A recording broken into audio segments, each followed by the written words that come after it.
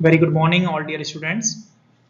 So, in this particular lecture, we are going to study about the basic concept of system.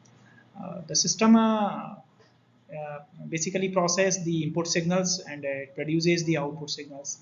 A system is the combination of elements that manipulates one or more signals to accomplish a function and produces some output. And basically the system is of again of two types: continuous time system and discrete time system.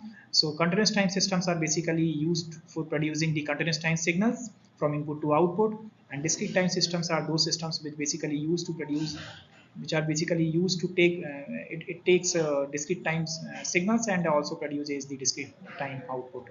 So basically for continuous time system, the discrete time for continuous time system, the continuous time input will be x of t and continuous time output will be y of t, while in case of discrete time system, the discrete time input will be x of n and the discrete time output will be y of n. The further classification of system or the basic properties of system is as follows. Basically system is of many type, like causal, anti-causal and non-causal systems. The next is linear, non-linear system, then time invariant, variant system, stable, unstable system, static and dynamic system. The causal systems are basically those systems whose output always depends on past and present values. Remember, past and present values of the input. Like y of t is equals to x of t. This is the example of causal signal. And y of t is equals to x of t minus 1. This is also example of causal system. In case of non-causal system, basically the output not only depends on past and future value, but also depends on the future. Basically, I'm repeating, in case of non-causal system, the output not only depends on past and present value, but also depends on future value of the input. For example, y of t is equals to x of t plus x of t plus 1. This is the example of non-causal kind of system. In case of anti-causal system, the output should always be depends on future value of the input.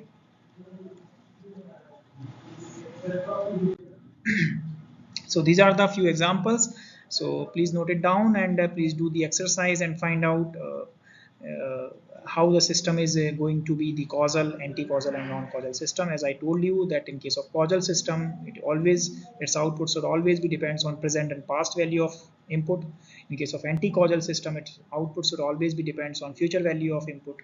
And for the non-causal system, its output should always be depends on not only depends on present or past, but also depends on futuristic value of input. So this is all about the causal, anti-causal and non-causal systems. The linear system is basically is said to be linear if it satisfies the superposition principle. For any system to be linear, the following is the condition: f of x a1 x1 t plus a2 x2 t should always be equals to a1 y1 t plus a2 y2 t. And if it is not, then the system will not be linear. For finding the linearity, as you can see, the equation like y of t equal to x of x squared t is given. And for finding the linearity, first of all, you have to find out the separate function, that is y1t and y2t. So this will give you x1 square t and x2 square t. And further, for finding the next one, that is the combined version, so what you will get a1 y1 t plus a2 y2 t, or a1 x1 square t plus a2 x2 square t. Okay, so when you compare these two equations, actually when you compare, so what exactly you will find that x1 square t plus x2 square t, one side you are getting this particular equation and the another side you are getting a1 x1 t plus a2 x2 t ka whole square, the whole square of a1 x1 t plus a2 x2 t. It means, as you can understand, let me write it. The basic concept is like a plus, as you know the basic concept of mathematics, a plus b ka whole square. Okay, so this is like a plus b ka whole square. Okay, and that is, can I write it like a square plus b square. can I write it like a square plus b square? Okay, so this is let me change the color. This is okay. Okay, so this is a square plus b square, and the bottom one is a plus b ka whole square. These two cannot be equal actually.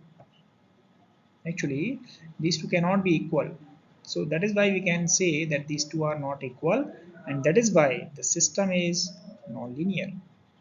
The system is non-linear. Okay, and the next one is the time invariant or variant condition. So basically, the time invariant or variant condition case, as you can see, whenever you are getting the extra time component, then only the system will be becoming the time variant. Let me take the example. If suppose I write x of t, if I write x of t is equals to, or should I write just let me write it again.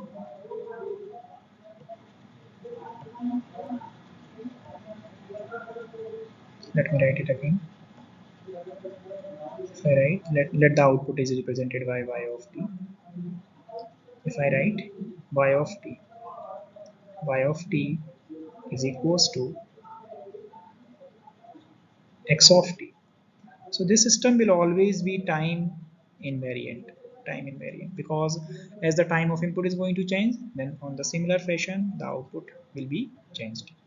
But if I add, so basically this y of t is equals to x of t is the example of time invariant system. But if I multiply variable t here, or add or subtract or divide, so anything in the form of multiplication, division, subtraction, or addition, if the time is going to be added, subtracted, multiplied, or divided with the function, then only the system will come in the category of time variant. So here you can see there are some example where the time is occurring extra, while in the case of time variancy, the time is not extra. So basically, this is the another approach. By the another method, alternative method, I can describe this concept very effectively. So in the next lecture, we'll talk about it. Thank you so much.